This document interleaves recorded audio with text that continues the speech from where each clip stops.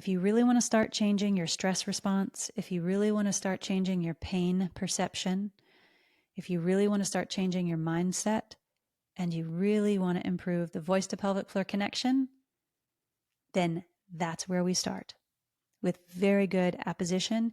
And day by day, it will get better and better and better until you are a master breather.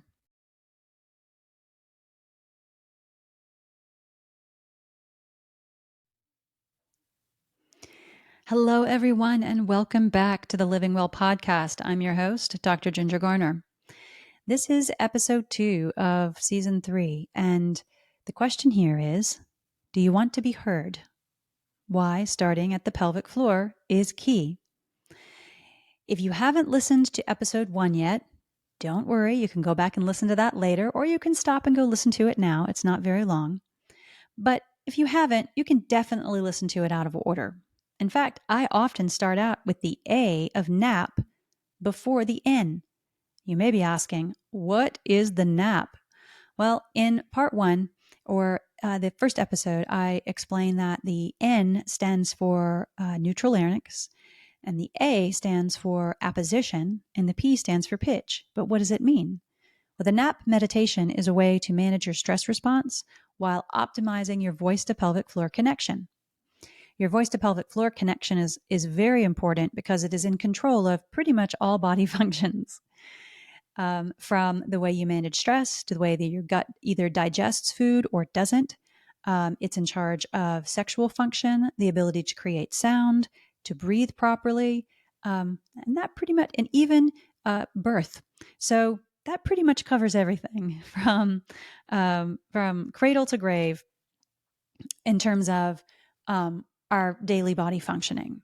And, most of us depend on our voice for our livelihood, to be able to work, our careers, to connect with our partners, to be curious and learn. And it's also a survival mechanism too, because if we can't voice properly, we might even also actually have swallow issues and breathing issues. So it can be a really good red flag and a really good vital sign to pay attention to. In fact, I believe that the voice should be a vital sign along checking blood pressure and respiratory rate and heart rate, for example. So here we go. If you want to be heard, you've got to start at the pelvic floor.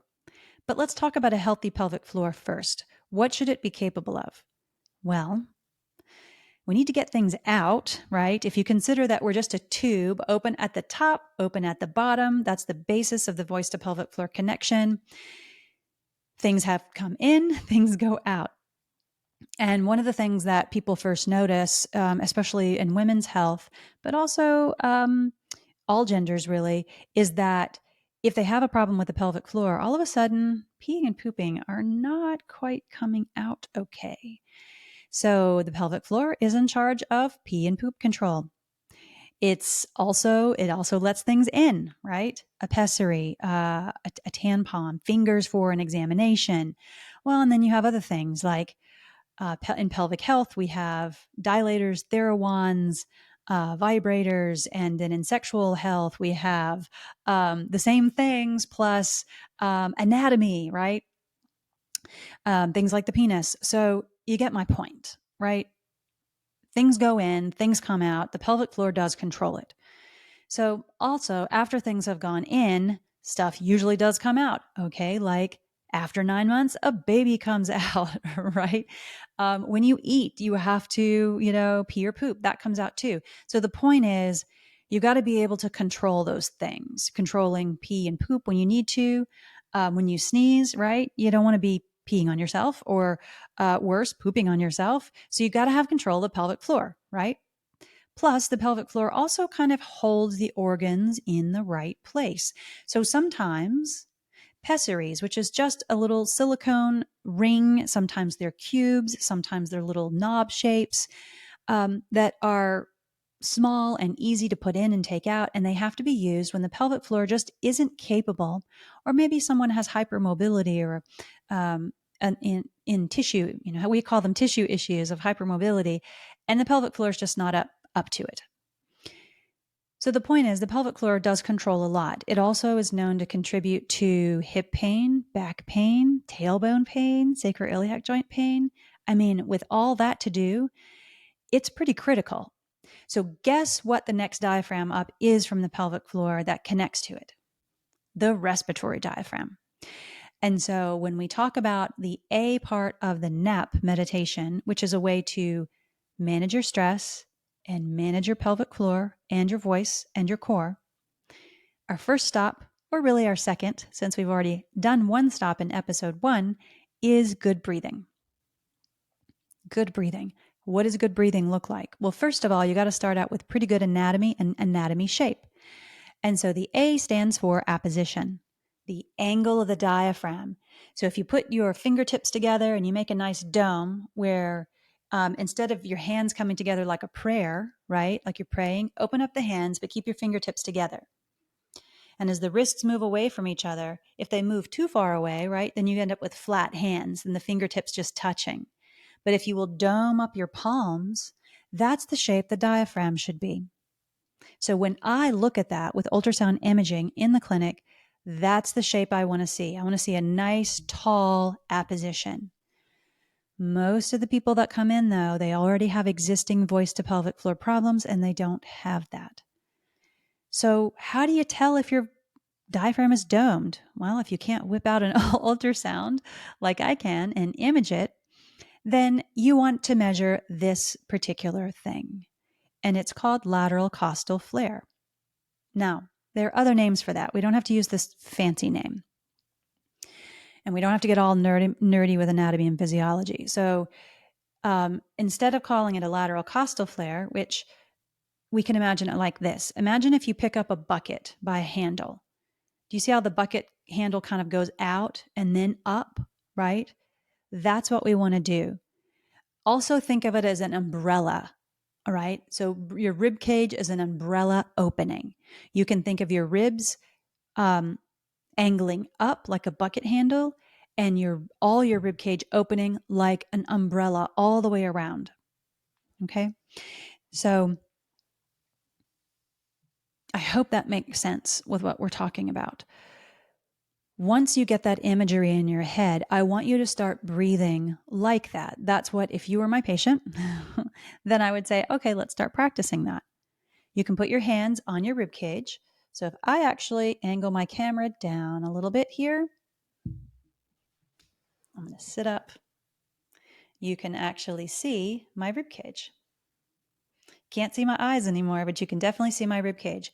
What I'm looking for in the clinic is when I take an inhale, do you see how my ribs go out to the side? And if you're just listening and not watching, I want you to feel it. Put your hands on your rib cage like a C shape, thumbs in the back, fingers in the front. Take an inhale. I want to see about 3 to 5 centimeters of expansion. What I don't want to see is an anterior flare. What in the heck does that mean? It just means I don't want to see the ribs really flaring forward. I don't want to see the chest rising and the neck muscles standing out. I only want to see bucket handle breathing. I only want to see that umbrella breath, right? That is easier said than done. That means, in a nutshell, what I'm describing is you want flow, not flare. So as I, wind down this little chat with you on apposition of the diaphragm, new term for you, and the other easier terms to remember, which is bucket handle breathing or umbrella breathing, I want you to think, well, really, we'll stop thinking. Let's feel. With hands on the rib cage, get rid of your exhale wherever you are. If you're taking a run or a walk, you can put your hands around your rib cage and still walk and still run. And you're going to inhale 2, 3, 4, maybe 5, maybe 6, and exhale 2, 3, 4, 5, 6. Inhale 2, 3, 4, 5, 6, and exhale. I'm breathing with you as I do this. 4, 5, 6. One more. Inhale. No tension through the neck, no chest rising. Only umbrella breathing. Only bucket handle breathing, and then let it go. If you really want to start changing your stress response, if you really want to start changing your pain perception, if you really want to start changing your mindset, and you really want to improve the voice to pelvic floor connection, then that's where we start with very good apposition. And day by day, it will get better and better and better until you are a master breather.